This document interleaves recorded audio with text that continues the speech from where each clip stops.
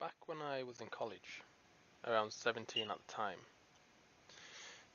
I used to live in this extremely old housing estate, and at the end of this estate there was an abandoned market. My backyard sat right next to the end of this market, so I had an obscure view of the market from my bedroom window.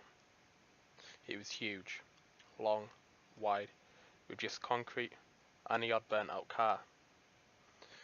It had overgrown trees and grass coming out of the supermarket walls and floor. At the time I didn't think anything of it, as I lived right near it for 17 years.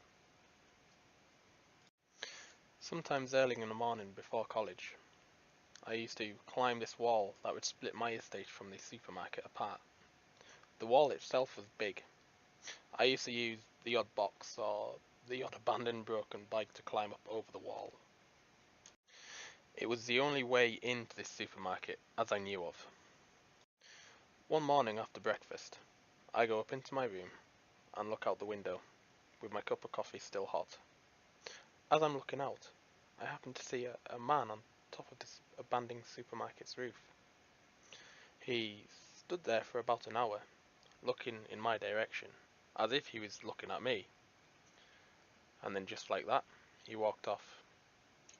The only thing that struck me at the time about that was odd was the overly large trench coat he had on. I set off to college like I normally would. Catch my bus, go to work, come back, and relax.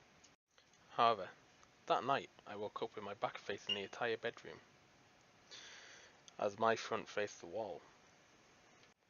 I could hear chairs and, from what I believe was my table, being moved from downstairs. It sounded as if it was static coming from the living room as well, loud and then quiet. It became loud and then quiet, and then silence for about 5 minutes with the odd creak of the old house. I dared to move at this point, thinking back to what I seen this morning with the man. It definitely did look like he was looking at me, and I was looking at him. After those 5 minutes had passed, I started to notice that the stairs were quietly speaking. They would groan and creak, as if someone was walking up them, but silently. I didn't move a muscle, thinking he'd hear the bed if I were to move to see the entire room and look at my door. That's when I see, in the window reflection, just above my bed, that the door slowly creaks open, and a black shadow engulfs the creak.